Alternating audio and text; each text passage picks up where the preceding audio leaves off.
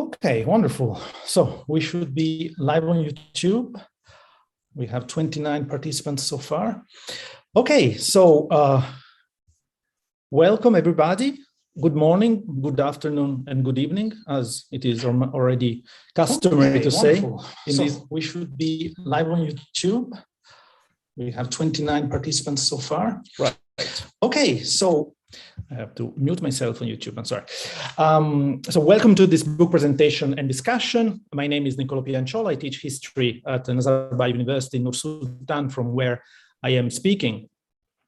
Today we will discuss Adeeb Khalid's new book, Central Asia, A New History from the Imperial Conquests to the Present, which came out earlier this year with Princeton University Press.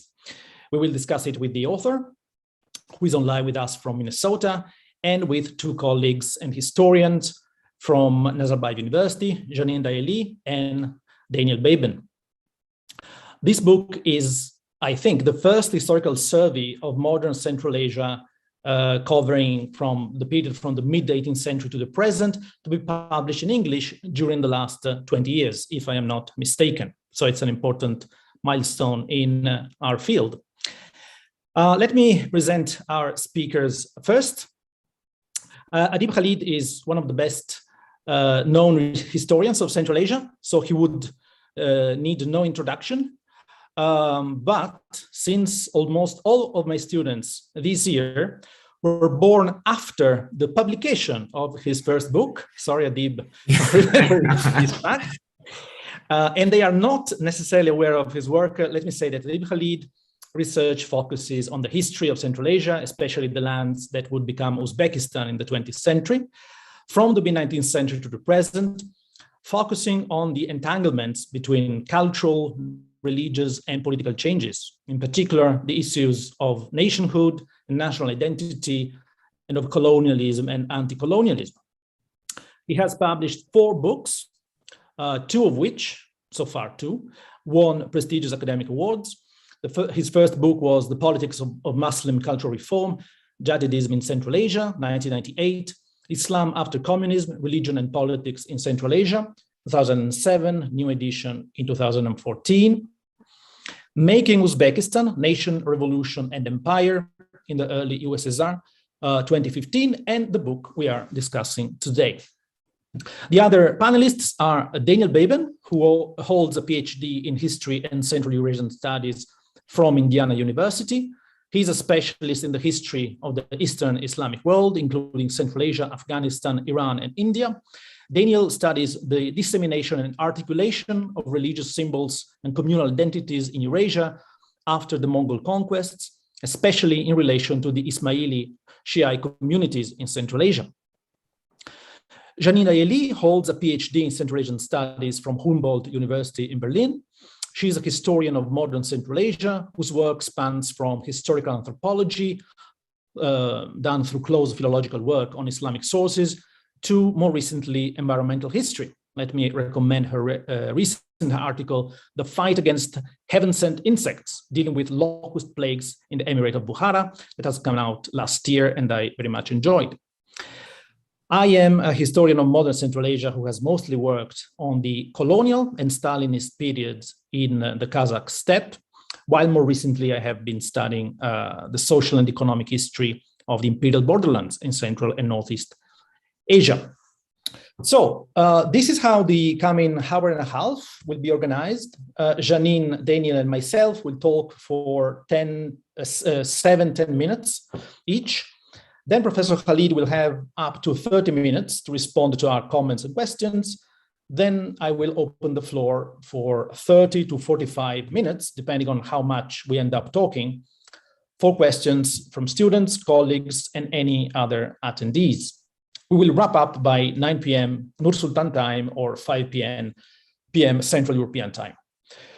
So since I find it slightly awkward book presentation panels in which the main speaker, i.e. the author, sits silently for the initial half an hour or so, I would like to begin by asking a preliminary introductory question to Adeeb, so that people who have not yet read the book can have a better idea of the text we are discussing. So this is a book that covers 3 centuries of history, more or less, even if the title is from the Imperial Conquests, but actually, basically, yeah, it covers the period from the beginning of the 18th century, even starting a bit earlier, and analyzes the historical development in both Western Central Asia, i.e. former Tsarist and Soviet Central Asia, and Eastern Central Asia, or Eastern Turkestan, also known as Xinjiang. So I would like to ask you, Adeeb, based on what considerations you decided on the chronological and geographical framework of your study. In particular, the decision to write a history of Central Asia that includes Xinjiang, but not other areas bordering former Central Asia, both inside and outside the Russian Empire, and why started from the Imperial conquests. All right, well, thank you very much. Thank you for having me, and thank you to the panelists and all the attendees for taking time for this. Yes, so this book was actually solicited. One day I was minding my own business when an email popped up from Princeton asking if I would be interested in writing a book for a general audience on Central Asia. So this is how it began.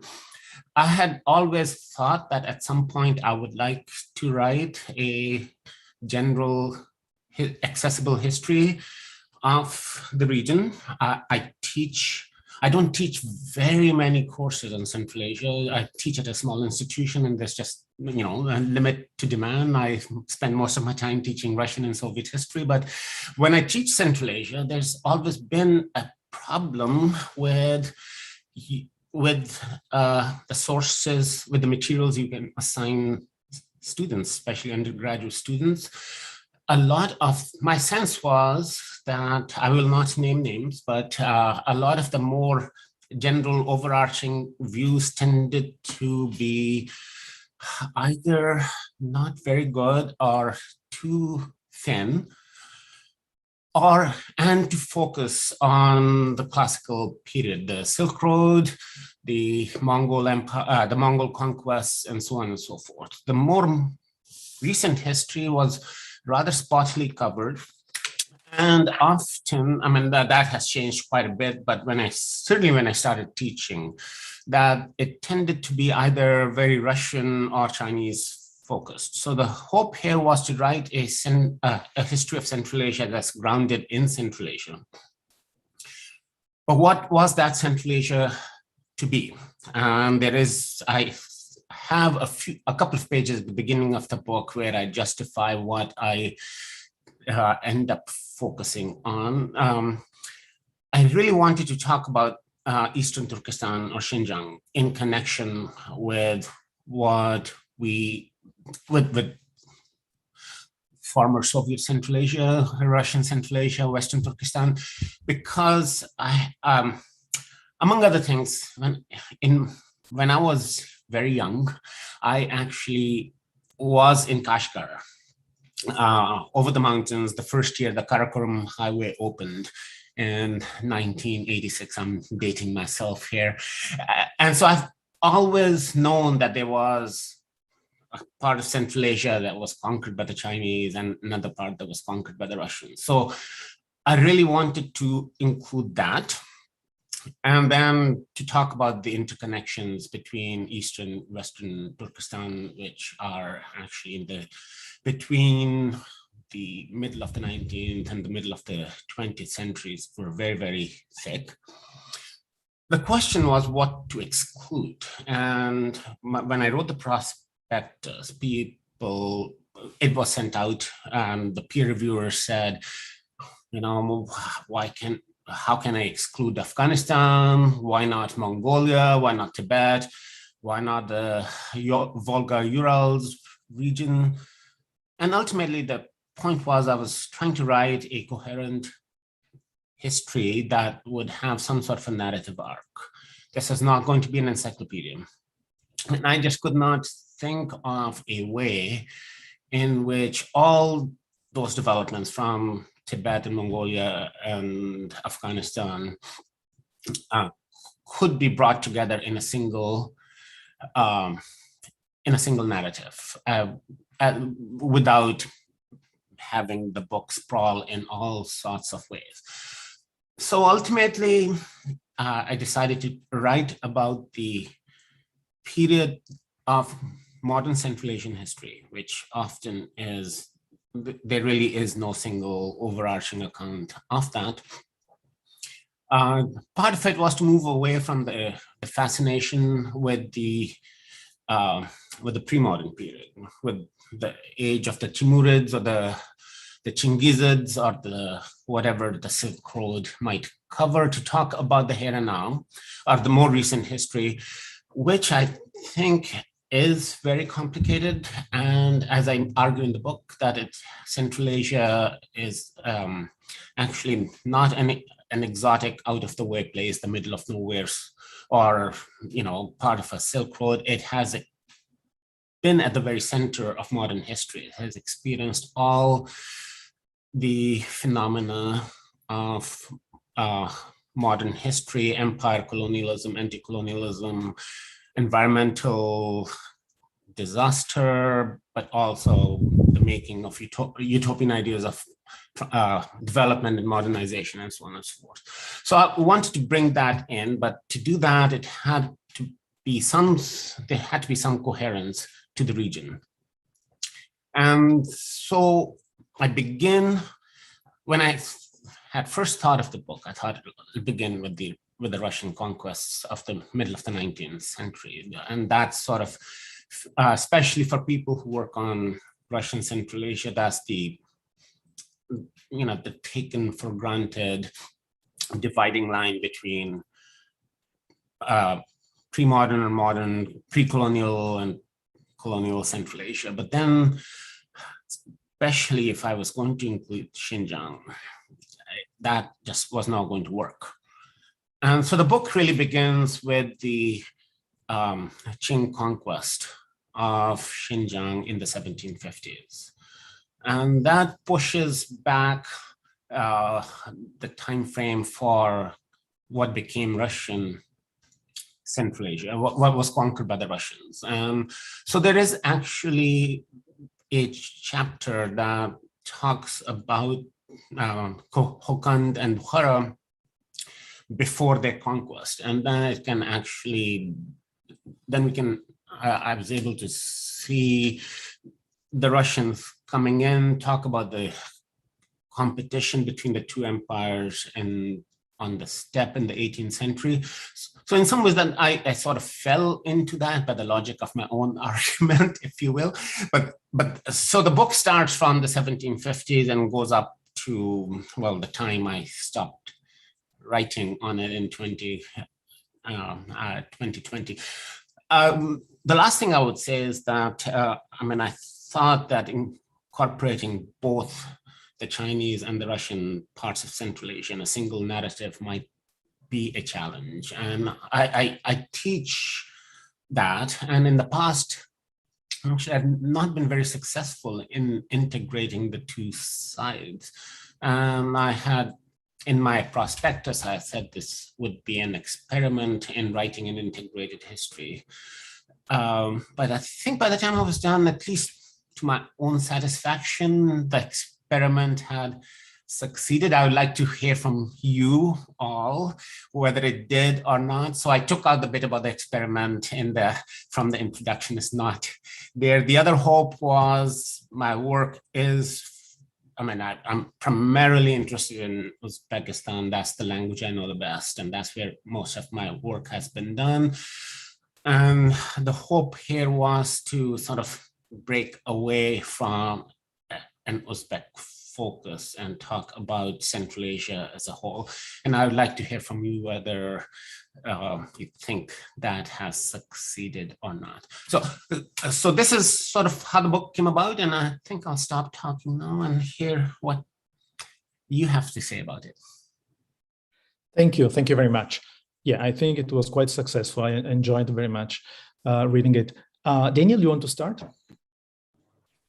Yeah, thank you very much. I think it was successful as well. In fact, I have kind of three broad questions, comments for you. I should preface this up first that my questions here really specifically pertain to your discussion of the pre-Soviet period. I think my colleagues will touch more on the Soviet era and later periods. But my first question actually is quite related to what you were just discussing, which is your very admirable effort, I think, in this book to connect East and West. And I think for those of us who work on the Western areas of Central Asia and who don't speak or read Chinese, this is often a bit intimidating to venture to the East, if you will. And, you know, frankly, I think we don't have much of an excuse anymore. This may have been true 30 years ago, but in recent decades, there's been pretty significant scholarship on Eastern Turkestan in English. So there's a lot to go on. A lot of this is referenced in your book. So my first question for you is, you know, what sort of challenges did you face in including the Eastern part into your narrative here? You know, your previous work, as you know, it has been really focused more on Russian Central Asia. And so as far as accessing sources or just kind of incorporating it into a broader narrative, I'm curious what sort of challenges and what sort of advice you might have for future historians who would like to emulate this more holistic approach that you're presenting here, which I think does, again, it really presents a model and a challenge for the rest of us moving forward to think in more holistic terms about Central Asia. My second question here concerns the issue of, we might say, teleology. So I, along with some of my colleagues here, we teach a course on the history of Kazakhstan. It's a required course for all of our incoming undergraduates. We're required by the state to teach it, but unlike most universities here, we have complete freedom in terms of how we teach it. So that leads to some interesting experiments on our side, I think. And, you know, so for example, when we get to the discussion of Abu Khair, the later Abu Khair, the leader of the Little Horde, who, you know, submits this treaty to the Russian Empire in the early 18th century. You know, when we get to this point, of course, our students kind of come preloaded with an understanding of this event and its significance. And, you know, there's often a tendency to kind of draw a straight line between that and then 200 years later getting to the famine and the gulags, and, you know, as if it's just kind of a direct line there. And, you know, really seeing this as kind of the origin of, you know, the beginning of a long period of Russian subjugation over the Kazakhs in one form or another. And so I think, again, in cases like this, your book, I think, makes a very admirable effort to really put this in its proper context. You know, in this specific event, you really emphasize that, you know, the significance of this event at the time was probably quite limited. It didn't really become apparent until perhaps a bit later. But at the same time, you are making an effort here to tell a larger story, as you were saying, you know, to put this in the context of a larger narrative arc. And so I guess my question again for you as a historian, how do you balance these two imperatives, you know, to on one hand put events within the proper historical context, but also to kind of fit them within a broader historical narrative arc, and do that with, you know, the proper justice to its significance at the time. So thinking about this larger scale here. And my third question, you know, I'm also struck by what is absent from the book. And I want to make clear, this is not a critique of your book, but it is perhaps a critique of the state of field, because, you know, this is ultimately a work of synthesis in many ways, including a lot of original research. But I think it also gives us a chance to kind of reflect on, you know, what has been done and what has not been done in the field. So, you know, this largely emphasis on political history here, other aspects, subaltern communities, women, you know, are almost entirely absent until we get to the late Imperial period. And so I guess my question is, if you could invent a book that you wish had been there when you were researching this, what would that book be? If you could kind of conjure up scholarship on any topic that is covered here, what would that be? And, you know, I guess this is kind of a broader question about what directions do you think the field needs to take in the future? What are the areas that future scholars should be focusing on? That, you know, somewhere to write an update to this book 20, 30 years from now that might be able to add more to the narrative. So But yeah, really excellent work. I really enjoyed reading it, and it's definitely going to come in useful for me, I think, for all of us here in our teaching. So I'm glad you did it, and I look forward to your comments. Thank you. Thank you. Thanks, Daniel. Janine? Yes, sure. First of all, let me also congratulate you, Adeeb. Your book was an extremely good read for me too. And I wish I had already had it in hand when I was teaching a class on 19th century Turkestan several semesters ago at NU, when I was exactly struggling with what to give students to read. Yes, again, I also think your book will come very handy to all of us who are teaching classes on this period and on Central Asia. So this is also the kind of overview work on the region that I wish I had when I was a student myself, and often puzzled and lost in these sort of like what seemed to me opaque power plays by random people, random dynasties, were driven by unclear motives. And I still remember actually that when I saw your PhD thesis at that time, which came to our library at Humboldt University in a kind of strange copy. And this was really eye-opening for me. So I also felt very privileged to be one of those who are actually here now invited to your book talk. Thank you. Actually, Daniel has raised a lot of points that I was also going to raise, and I'm trying not to repeat things that have been said. But one of the points that was especially welcome for me was also that you chose to include former Soviet Central Asia along with East Turkestan or Xinjiang. And I found that this was indeed a very pleasant change from most other literature on the region that remains within the geographic boundaries set by the imperial powers. And I don't want to exclude myself here, same as Daniel. I also sort of shied away from Eastern Turkestan most of the time. And my knowledge on the Qing Empire is really also leaves space for improvement. So looking at all these regions together, in my opinion, is also the more valuable, as even within Central Asia today, knowledge about the shared heritage with neighboring countries is scant or even actively discouraged, because this knowledge might challenge the homogenizing narrative of the nation state. So I think this will really be also a great read for people in the regions, hopefully at least those who know English. I think also the breakdown of the Soviet academia and this kind of intellectual and even artistic exchanges, the meetings and debates that took place exacerbated this trend of sort of seeing the other members of the other ethnicities and countries as somehow distinct and other, someone else. And now, at least from the 1990s onwards, travel, including research, has just become so expensive and difficult. And I mean, you know that yourself, to come to an Uzbek archive as a Tajik or the other way around is just very, very difficult. To include and to look at this in a kind of concise manner I think will really be a great asset also within the region, not only for readers outside of the region. Now, as someone who usually works from a more micro-scale level and through an ethnographic lens, even when I tackle historical questions, I'm of course curious how you would see the benefits and maybe disadvantages of adopting this kind of macro perspective. And you've already, I mean, you've raised this a little bit already in your introduction, but nevertheless, I'm curious about how you would, in retrospect, evaluate your endeavor to take the whole region into your focus, the former Soviet Central Asian republics with their very different trajectories today, plus Xinjiang and across the centuries.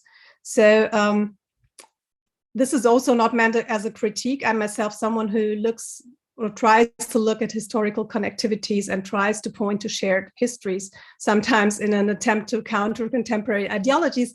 But let me play a little devil's advocate here. Is this writing across regions and centuries something that you would say it's worth trying? So should other colleagues maybe try this as well? Would this be a path that you would recommend? Or would you say now, after the writing process, that maybe in your case, it turned out well, and it was worth the effort, but generally writing across borders that have become deeply meaningful, no matter how they came into being, is an effort to bridge differences that is too tedious and maybe artificial. So if you were asked in short, what were the main insights about the comparison of Russian and Qing rule in Central Asia, what would that be? What would you say to that?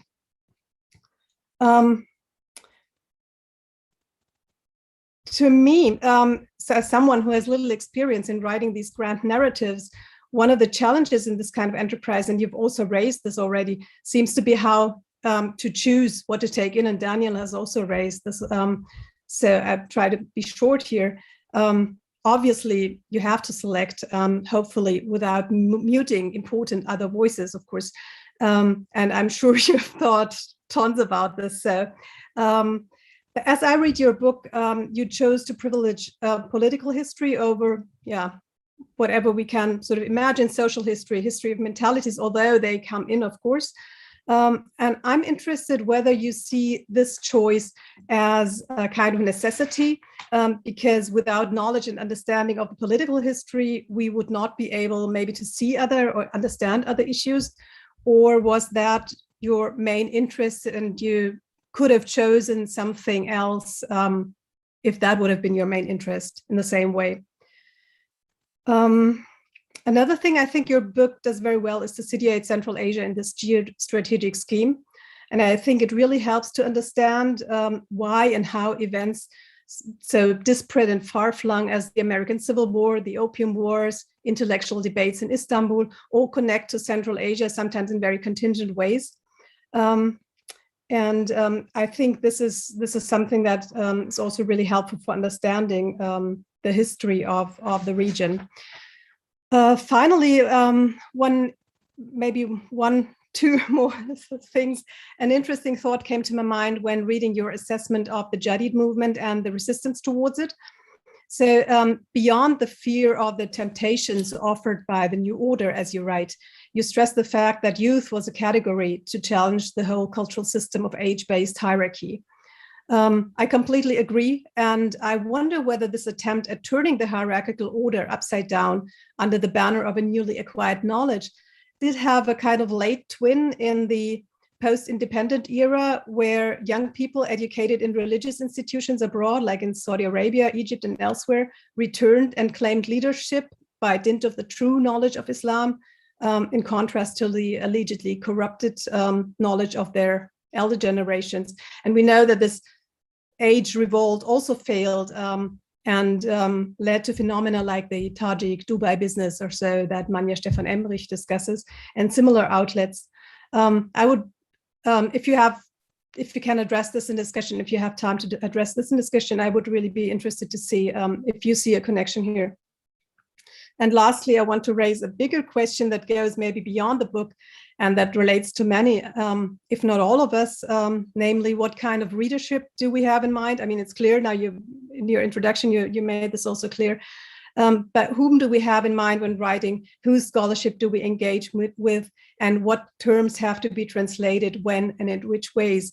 As an example, I'm thinking about the word nation that appears in your discussion of the late colonial period as an object of praise, and of course later in a lot of different contexts. And I'm pretty sure it's most of the time the word, the term millat that you translate as nation.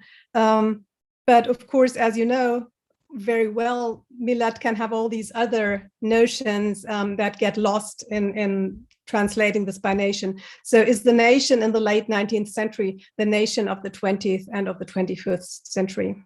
And I stop here, not taking too much time.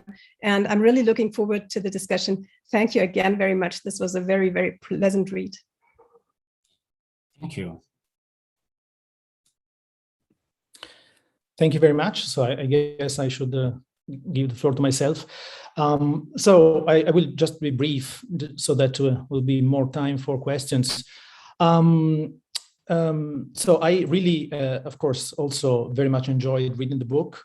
I wouldn't go so far to say that this book can be also read as a kind of intellectual autobiography to some extent. But of course, when an established scholar writes a major historical survey, inevitably he or she ends up basing it partially on the studies he has done over the years, obviously. And for someone who has read your book previously, it was nice to see your original research over the years interwoven with this so effective kind of survey of the existing historiography.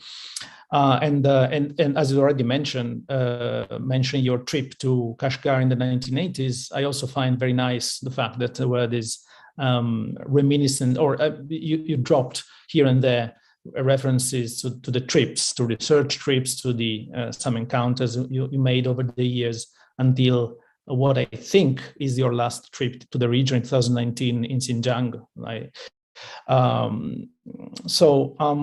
One question that I had was exactly the same question that Daniel had, even if I formulated it in a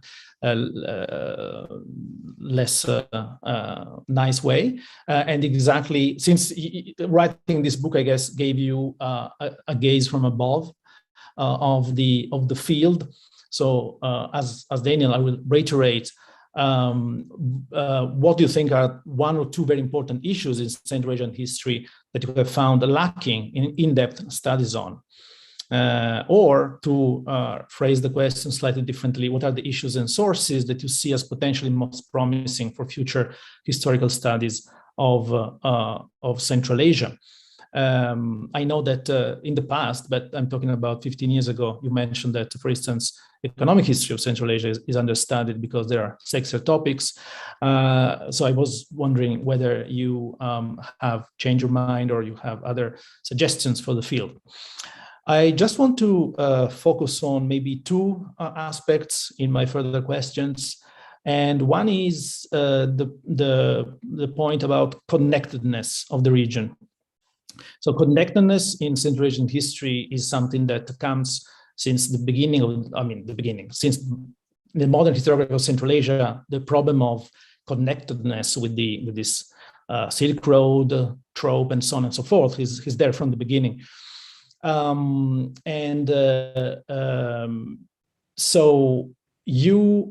first of all, of course, writing a book that brings together Eastern and Western Turkestan inevitably shows the connection between these two areas. But in your own original research for previous books, you also showed connections that had not been really underscored in the existing historiography. I'm thinking especially about the connection between the late Ottoman Empire and Bukhara and Turkestan in the period of the revolution. So I was wondering, whether how much this aspect has been important in the history of the region. And so recently there have been studies, I'm thinking about Scott Levi, for instance, that have pointed at the importance of the economic connections between Central Asia and the Qing Empire as a factor in the political evolution of the region in the 18th century. And one of the threads of the book is also the changes and transformation of the relative importance or economic weight of different regions within Central Asia. And so, of course, the relations between Xinjiang and Western Turkestan, you outlined this very well. But do you think that it would be possible to do a similar analysis for other regions within Central Asia itself? What I'm thinking about is that most studies still about Central Asian history, especially for the 20th century, take the nation state or the Soviet republics or Xinjiang as the unit of analysis. Only a few focus on, only a few take specific regions that are specific kind of spatial coverage that is functional to the problem they wanted to talk about or to investigate. So I was wondering whether you can think about new ways and regional ways to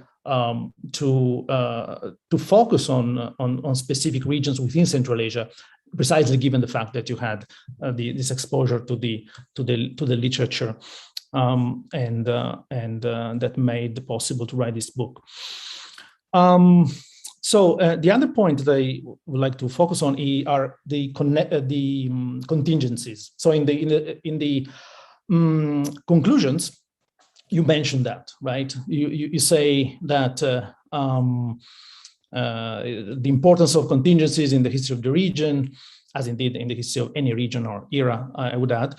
In the conclusions, you write, quote, "We should always keep in mind that the course of Central Asian history was neither preordinated nor inevitable. Things turned out the way they did because of historical situations and accidents. There are any number of points at which developments in Central Asia could have taken a different route." Then you made examples from the 18th century to the 20th, so covering the entire period. And then when you talk about the Soviet period, when many of the Soviet transformations explored in this book took place after the Second World War. Post-war developments were often the unintended consequences of Soviet policies, not their intended ones. Late Soviet Central Asia was not created by design. This is one of the very effective one-liners that you have in the book. Contingencies mattered, unquote. So I was wondering, when I read your previous book, the making of Uzbekistan, making of Soviet Uzbekistan, I was maybe I am wrong here. So I am just so when it comes to the creation of the national categories that became the standard ethno-national categories in the 1920s, I think that you argue very convincingly against older historiographical theories about the naturality of the unity of the region, right? But I was somehow, I will put it this very bluntly, and to be clear, sometimes it looked like what you called the Chagataist Uzbek nation that emerged from the period of revolution and the civil war, basically did not have real competitors in terms of other possible national outcomes in the region. And again, I am not saying that, but how much this is so the efforts of other Central Asian political actors to consolidate a different political unit, which were the losers, of course, of this period, such as Chokai, the Skulov, and so on. So how much do you think that these other options that would not lead to a political unit that would be created as they did were a matter of contingencies or a matter of relations of strength between the different actors, between Moscow and the region, and instead how much the creation of Uzbekistan in this case was really rooted in debate among especially Bukharan intellectuals, of course, especially Abdurrauf Fitrat and others, that really did not have other competitors. I don't know if my question is clear. Yeah, so let me stop here, and then maybe I can add other questions later. Thank you. All right, thank you very much for these very kind and very perceptive comments. I'll try to answer them in the order I wrote them down. If you think I'm being evasive, call me on that. But yeah, the challenges of trying to write an integrated history of Eastern and Western Central Asia, what is involved.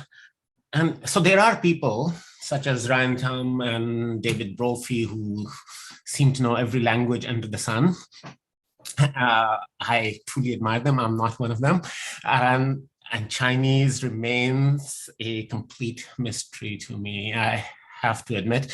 My entry into Xinjiang really is through Uyghur or through Turkic sources, which I can handle, and that has been my main source of the main research that I did. And I ended up doing quite a bit research of my own on Eastern Turkestan, but that was mostly through Uyghur.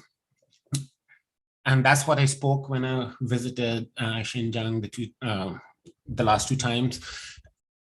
And here, I think that is, for, it's a completely different question if you start in Xinjiang and then try to incorporate Western Central Asia into your account.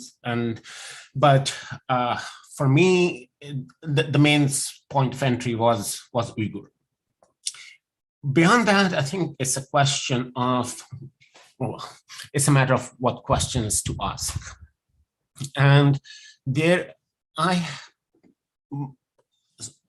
as I said, I had been interested in Xinjiang, and I visited it before I actually ever started that was before I started graduate school. So it's been, Xinjiang was a point of interest to me, but the literature that existed at that time on Xinjiang often asked rather different questions than I was asking in my own work of what I was studying.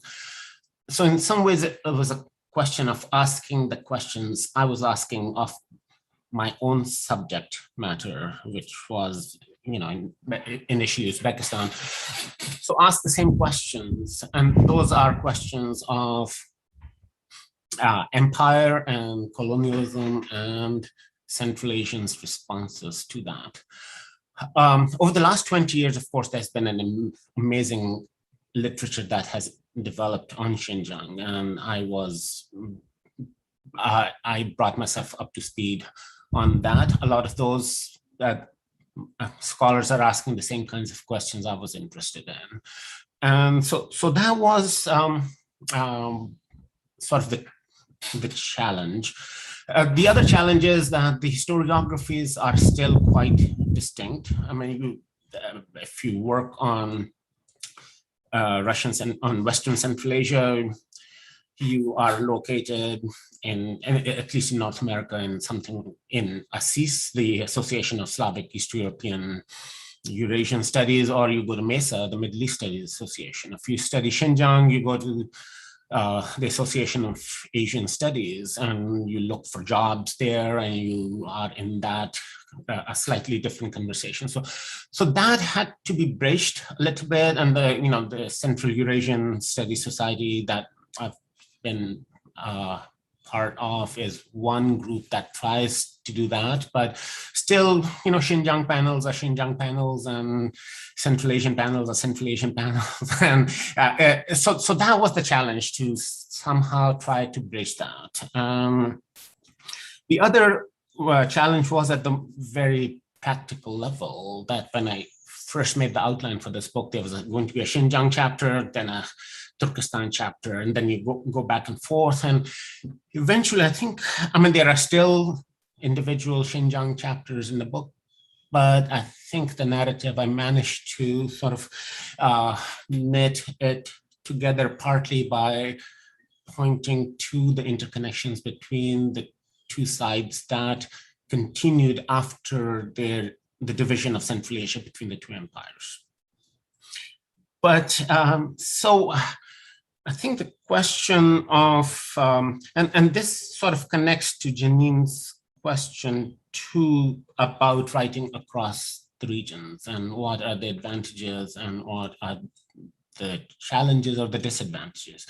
And I would say for both of them that there are different registers of writing, that you write in different ways for different audiences. That Making Uzbekistan, the last book I did, is a monograph where I spent all those years in the archives, and I was trying to reconstruct a maybe not microscopic, but a much more focused argument about 15 years, and people thought that writing about 15 years is taking on too much.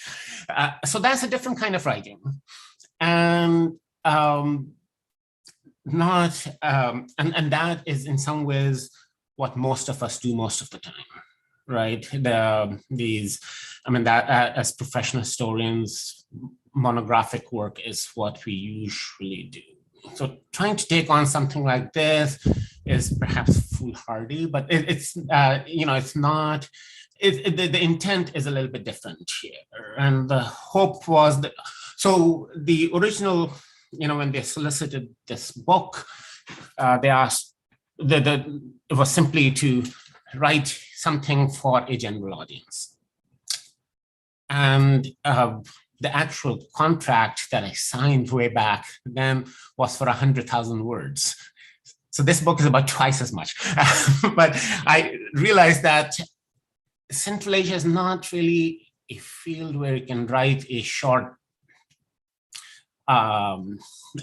sharp book about a topic and still make sense.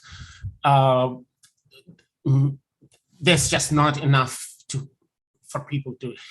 for a general audience to hang on to, unless I wanted to write something about the wonders of the Silk Road or something like that, which I had no interest in. So the intent here is different, and the intent was to provide a broad overview and to write across these regions, to make connections that other work might not. That in my other writing projects, I won't necessarily either aspire to do that or be able to do that.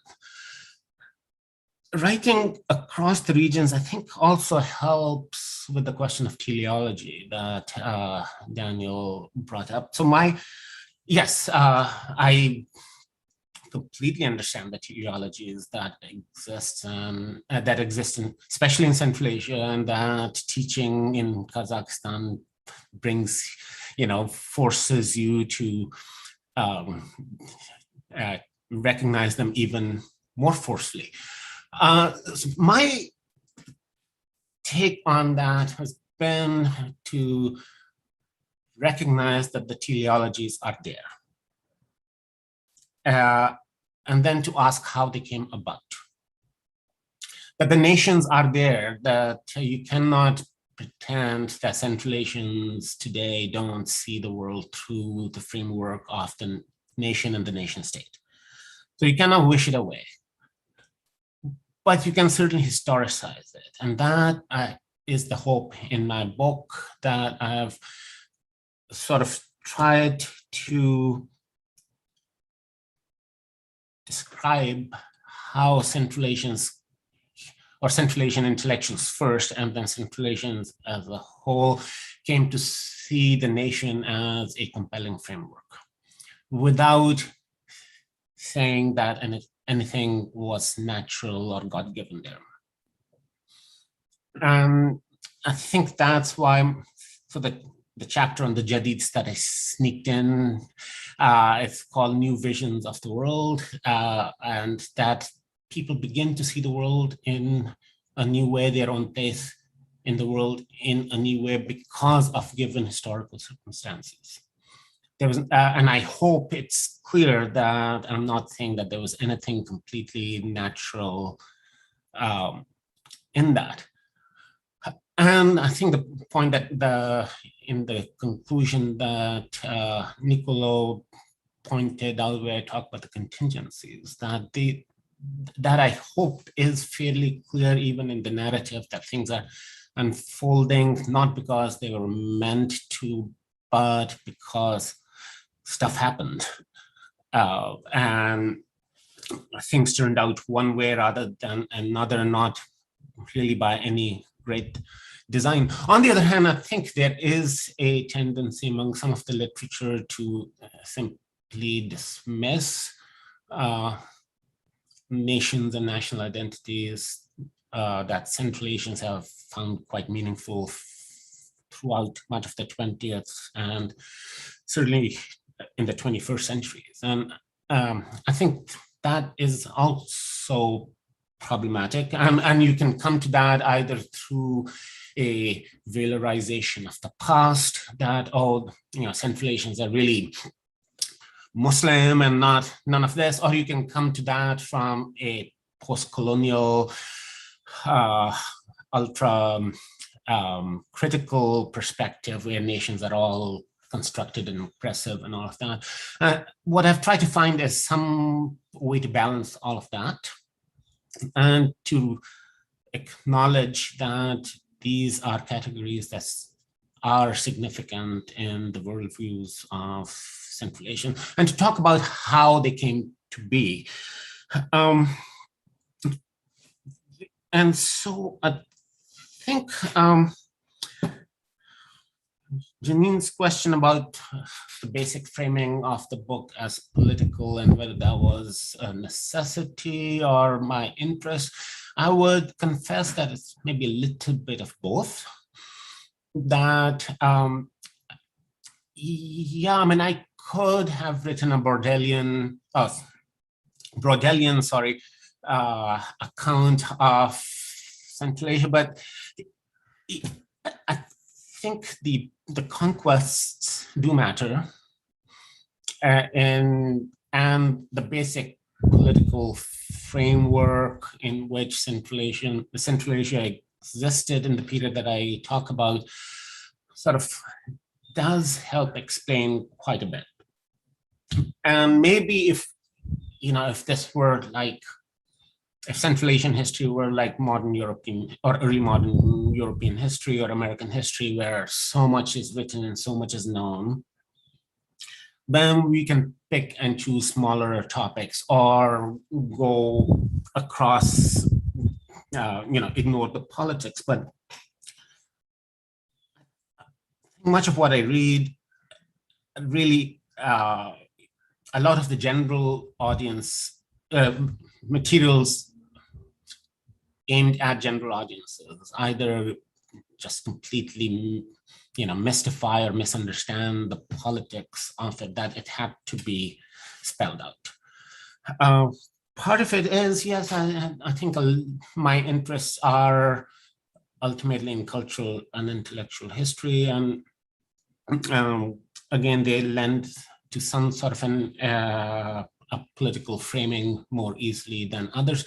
However, I do hope that the book is not only purely political history. I mean, there's the history of the intellectual history is very much there, the idea of the nation, the idea of the revolution. And there is, I did try to make some effort to talk about economic history a little bit, and I think it's more prominent in the third section of the book in the late Soviet period. But as best as I could, I did try to sort of talk a little bit about what Cotton, especially Cotton, did, especially in southern Soviet Central Asia.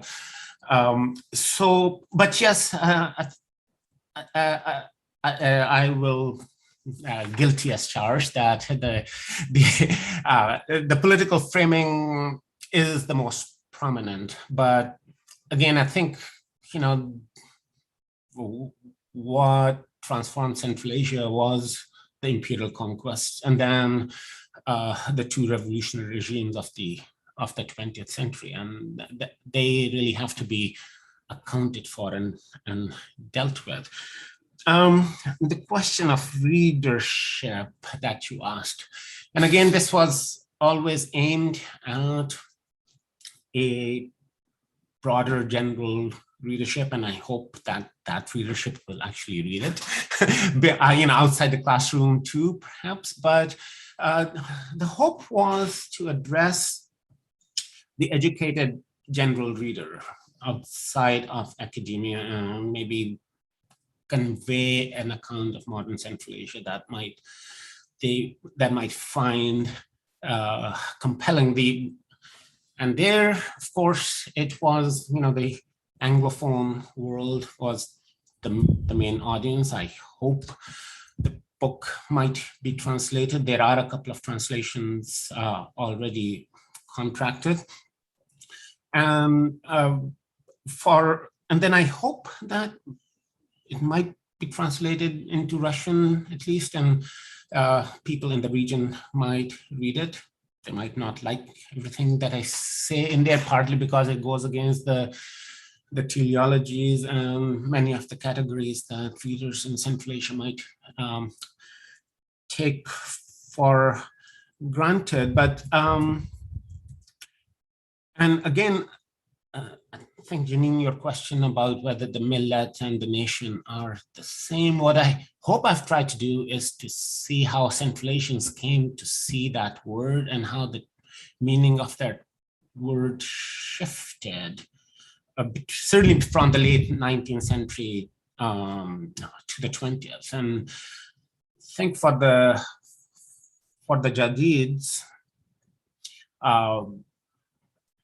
this was clearly a sense of re-signifying the word, giving it a new meaning. And when they start writing, and this is something they borrowed from the Ottomans and the Tatars too, that in the Turkic world at that time, in the early 20th century, the word nation comes to be used, the word millet, comes to be used to translate the European word nation. And ultimately, this is how, especially in the Soviet period after Soviet nation building, that is how that the word comes to be understood.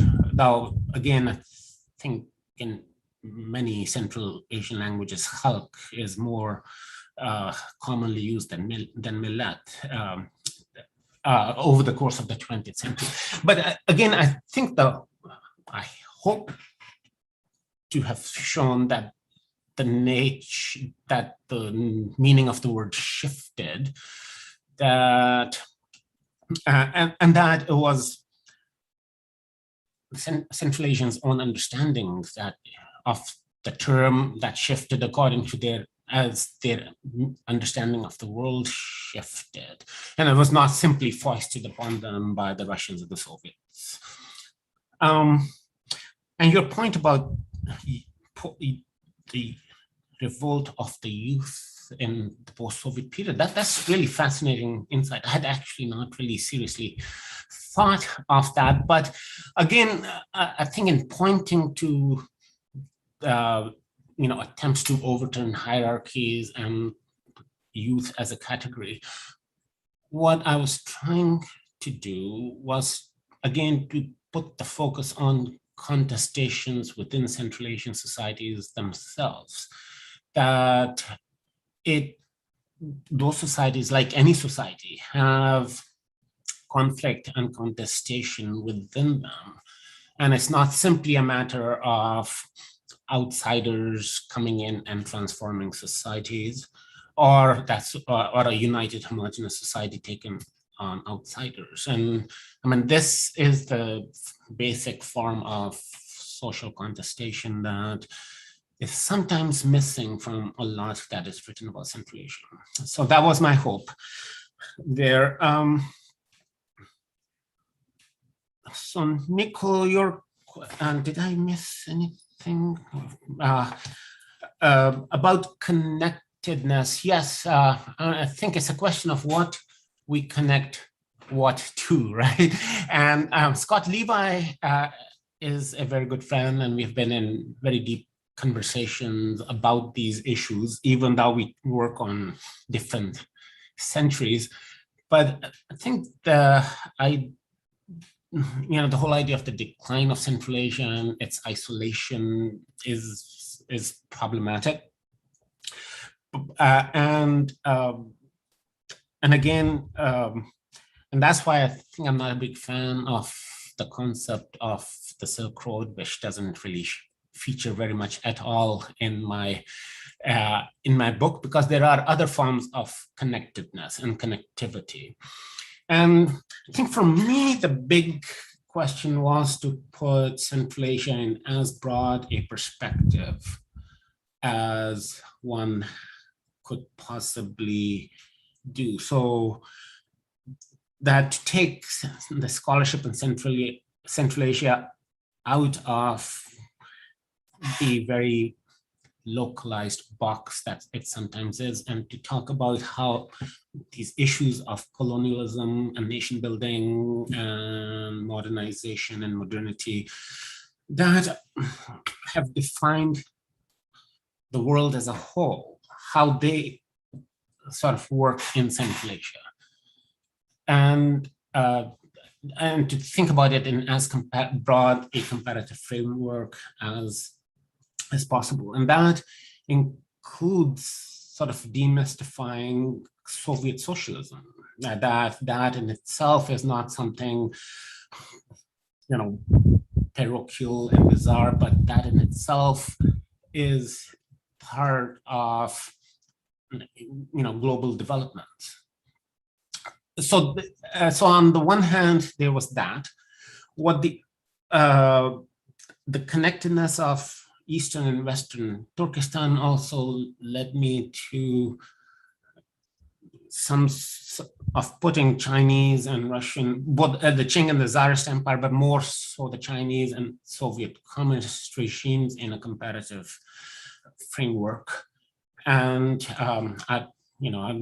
it's for readers to decide how well I managed to do that, but that was an intent that, and then how nation and nationalism connect with communism at a very global level. And again, I think the idea that the Chinese Communist Party is at heart a nationalist party is perhaps one of the more provocative arguments I make, but that is how that the connection between nationalism and communism has always been there in the 20th century, that these are not mutually exclusive forces, but they have actually always worked together. For Central Asians in the 1920s, many years ago, Alexander Bennigsen talked about Muslim national communism, but I think that is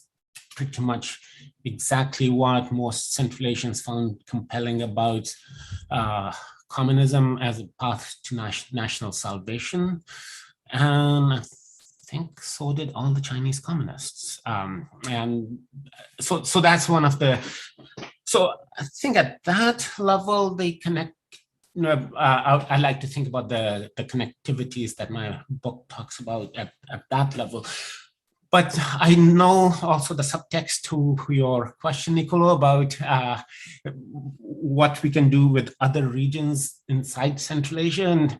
And yes, I think the current nation states of Central Asia can really not seriously be taken as the only units of historical analysis. In Central Asia, there is the tendency, and there is and I recognize the political imperatives behind that, but really, and I don't think I sort of do that in this book. The big divisions I make are between sort of Eastern and Western and the sedentary and the agrarian parts of Central Asia. And those are the fundamental units in which I think about Central Asia. And finally, to the contingencies, I hope that the book makes clear that things could have gone any different way at all sorts of points in history. If the Qing had decided, to let Xinjiang go in 1865, or the biggest thing, the Russian Revolution. I teach quite a bit about that, and when the Tsar abdicated, no one thought that Bolsheviks would be in power 7 months from then. So, and the post-Soviet developments in Soviet Central Asia were all sort of largely unintended. So I think the contingencies are the how I think about the narrative that I have spun in this book. So if the Turkestan autonomy had not been destroyed within 78 days, the map of Central Asia might look very, very different. And we could have an autonomous Turkestan that includes much of southern Kazakhstan today, and there could be a Republic of Bukhara next door to it. Completely imaginable. But that's not how things turned out, and the reason they turned out that way is really no great design behind it. But you brought up the Chagatai project, and I cannot let that go because that is I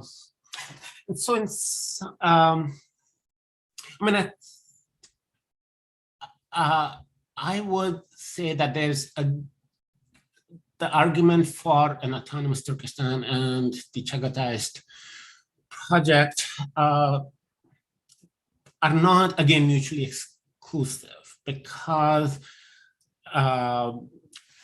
autonomous Turkestan that was proclaimed at Kokand in 1917 was about the political entity of Turkestan that the Russian conquest had created. And in some ways that is how, India is a country today because the British Empire created it. It's a territorial entity of, that goes back to that. So there's nothing unusual about that. But whether that might not have coexisted with a vision of community that many people in Turkestan found compelling, many intellectuals found compelling, which is the Chagatai vision that Turkestan as the inheritor of this, the two might have coexisted in some strange way. That, we are talking about counterfactual history. But I would say that the Chagatai vision was never the only project out there. And especially in this book, the Kazakh national project of the Alash Orda always coexisted with that. And the people like Fitrat, who were invested in the Chagatai vision, had really very little interest in the nomads. And the leadership of the Alash couldn't care less about Timur. So there is that. But ultimately, I think what the delimitation, the national territorial delimitation of 1924 did was to, freeze on the map national discourses that were still a little bit up in the air. And maybe if that had taken place another 10 years later, Tajikistan might look very different today. So there is that. But I also point out in my book that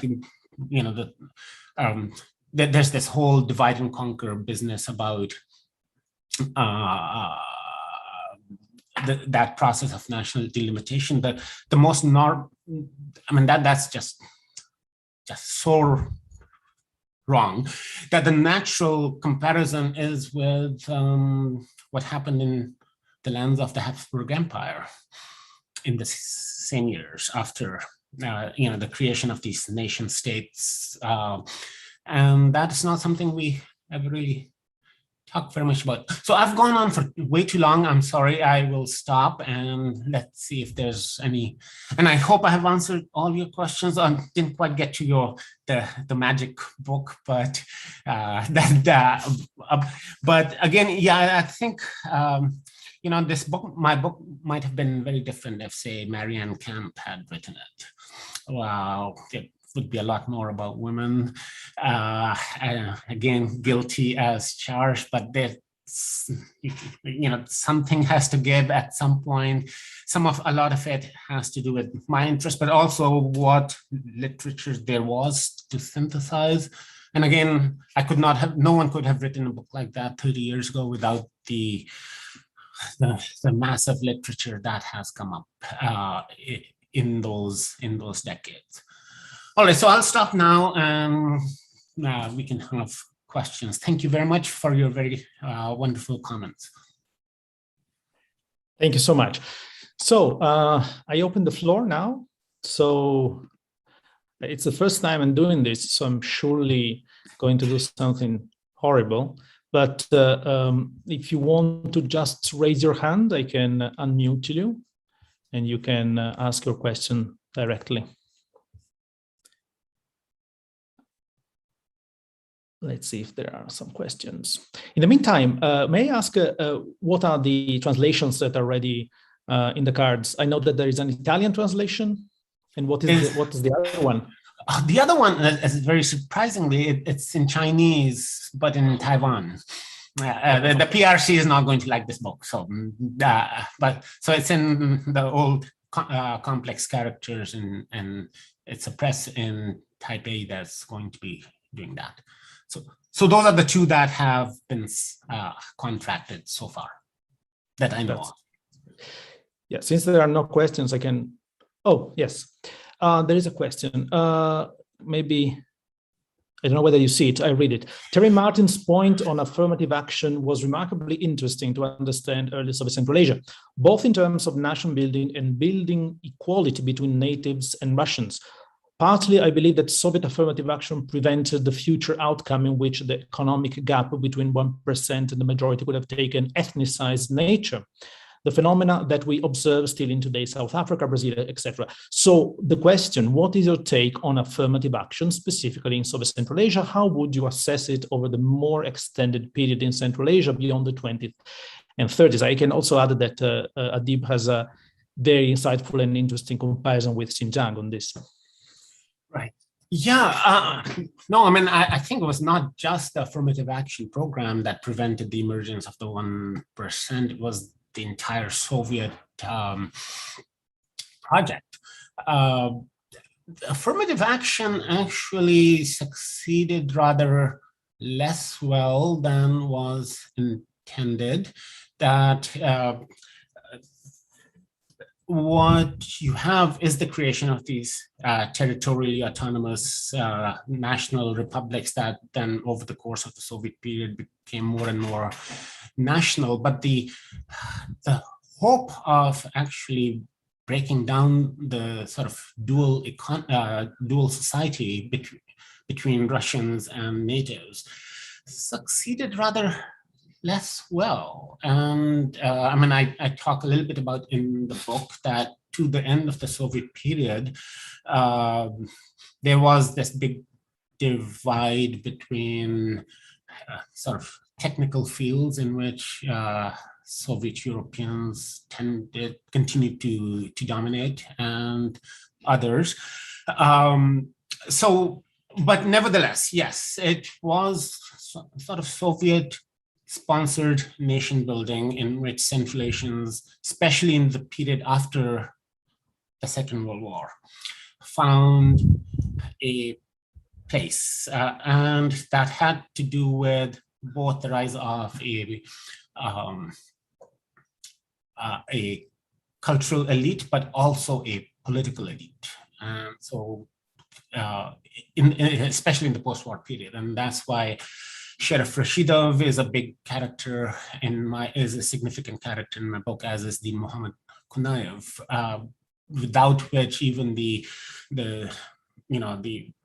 large cultural elites, intelligentsias that emerged might not have had quite the same influence. And again, I think the comparison with Xinjiang is also telling, where Xinjiang is an autonomous region, but the Chinese Communist Party's understanding of autonomy is much more limited, was always much more limited, and has shrunk more and more since 1991. And Xinjiang is not really, Kazakhstan was the National Republic of the Kazakhs, and Uzbekistan was the national homeland of the Uzbeks in the Soviet period. Xinjiang never has been. It is the autonomy is territorial, but it's a place where 14 nationalities live in peace and harmony, and the Uyghurs have never had a titular claim to it. And that meant that there was never a political elite in Xinjiang of the kind that emerged in the post-war Soviet Union, and its place vis-a-vis the center is extremely weak. And then the very sad events of the last 5 years have really utterly transformed that. So I hope I've sort of answered this question. That I think I find the project of affirmative action succeeding rather less well. Korenizatsiya or indigenization eventually succeeded again in an unintended fashion, and not necessarily in terms of language use, but in terms of cadres and staffing in Soviet Central Asia. And the stark contrast with Xinjiang, I think, makes it even more clearly visible. Thank you. Any other question? Let's see if there are hands.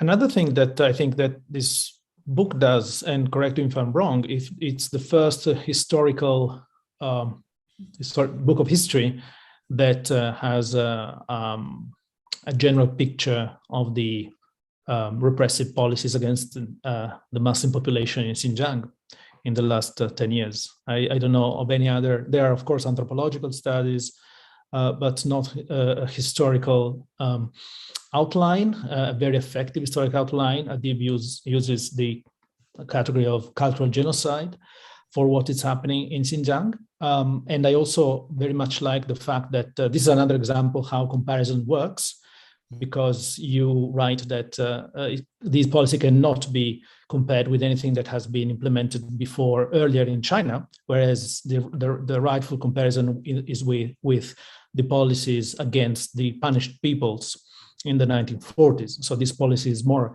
a Stalinist policy than a Maoist one in a sense, and I find it very, very convincing. Thank you. Yeah, well, there's a book by Sean Roberts called China's War on the Uyghurs that came out last August. And so I managed to read it in a preprint, pre-published version that Sean lent me. And that is one thing, but he's really interested in the last 20 years.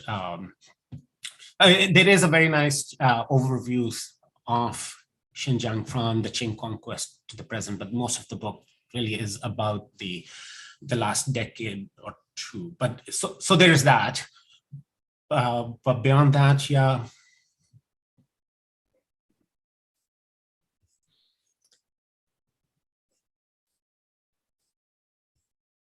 Oh, I see David. I see a hand at last. Oh, David, wonderful. Hi, can you hear me? Yes. Hi, sorry, it's quite late here, so I could be a bit incoherent, but first of all, congratulations on the book, Adeeb. And look, as someone in lockdown in Sydney, it's really nice to see all of you on this panel. I've just been thinking, I'd like to get your comments on the relationship between connections and comparison when we put Eastern and Western Central Asian together.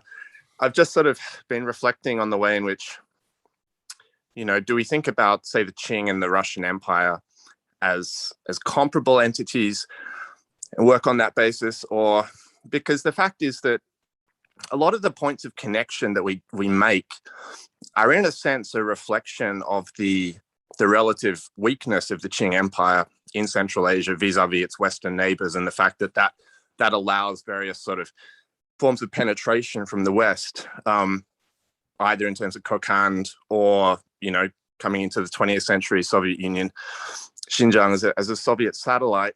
And that allows us to make certain, quite important connections.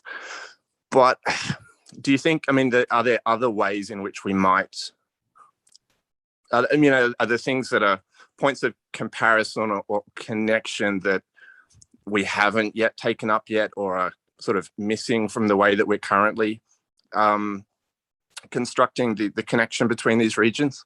Thanks. Well, thank you. Yeah, I'm on much firmer ground comparing the two communist regimes than the two empires, which where my knowledge is a little bit less certain. But having said that, I would say that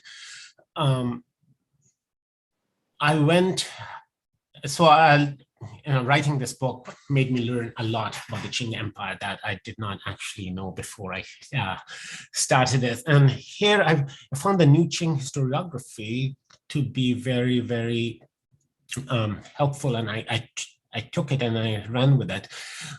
And to my mind, what that does is to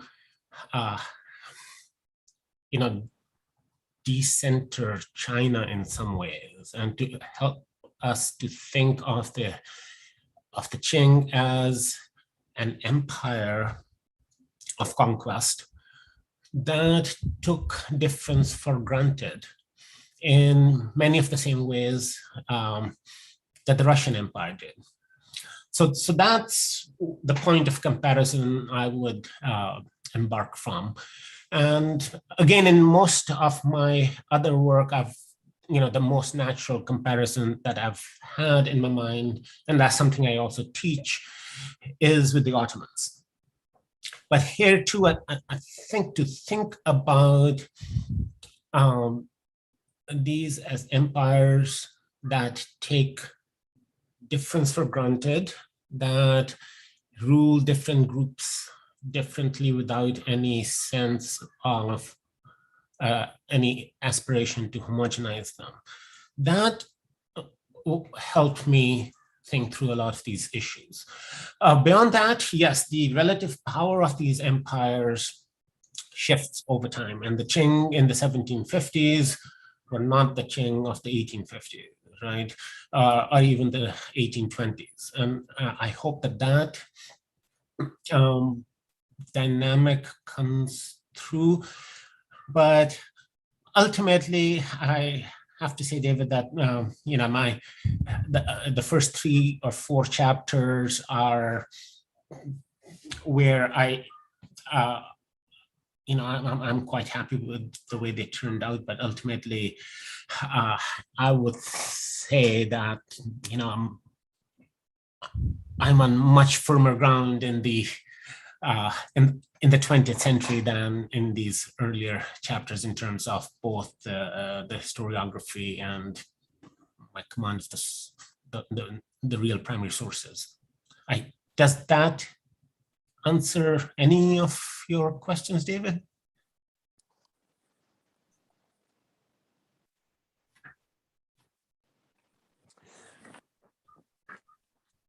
Am I still on?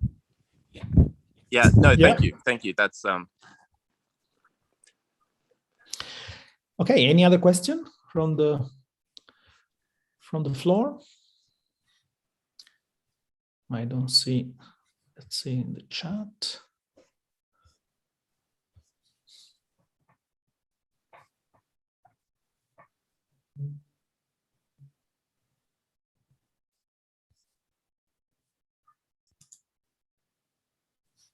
Oh, there's a question in the chat. There is a question in the chat? Yes. On your recent trip to Xinjiang, did you find that the people there thought of themselves as Central Asians, or if there is any legacy, this sense of regional identity still surviving on the Eastern side of Central Asia? That's a really good question. And again, I think this is where sort of the teleologies of the present and the national boundaries of the present really come in. I'm not sure that the general concept of Central Asia necessarily works in Xinjiang today, but that partly because of the political imperatives of the PRC. Xinjiang is, you cannot translate the name, so the Uyghur word for Xinjiang is Xinjiang, and Eastern Turkestan cannot be used, and in Chinese and therefore in Uyghur usage, Central Asia actually means Russian Central Asia and the 5 republics. Austrasia does not include Xinjiang. In Chinese, that Xinjiang would be part of the Western regions. And some of that is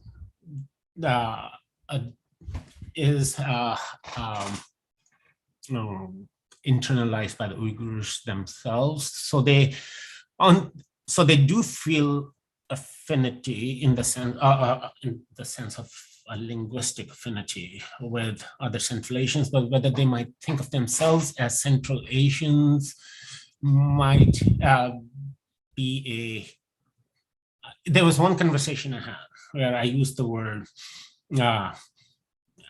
Eastern Turkestan, and my interlocutor said, "It's very interesting that you use that word. We can't use it." And so we can take it from there. But I mean, of course, there is a sense that, and I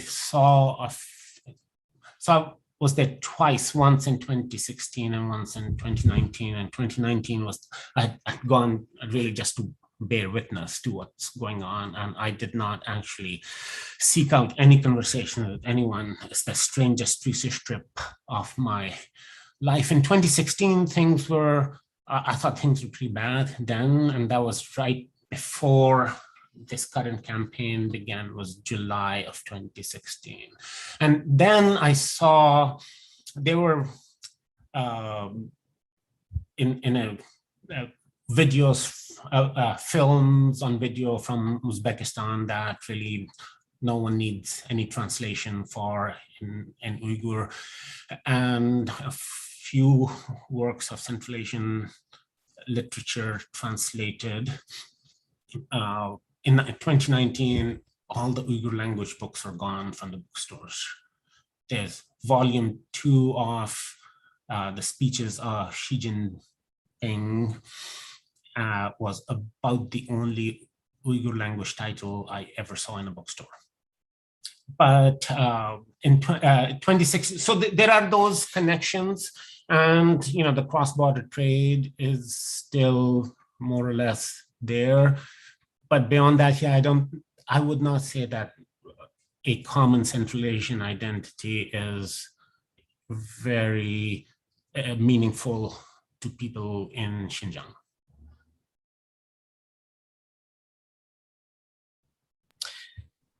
Thank you. So are there other very quick questions? If not, we ran out of time. So I would like to thank you very, very much, Adeeb, Khalid, once more, and my 2 colleagues and co-panelists, Daniel Beben and Janine Daghili. And so this recording will be on YouTube on the channel of the School of Sciences and Humanities of Nazarbayev University, in case you want to circulate it further. So thank you very much, and see you next time. Bye-bye.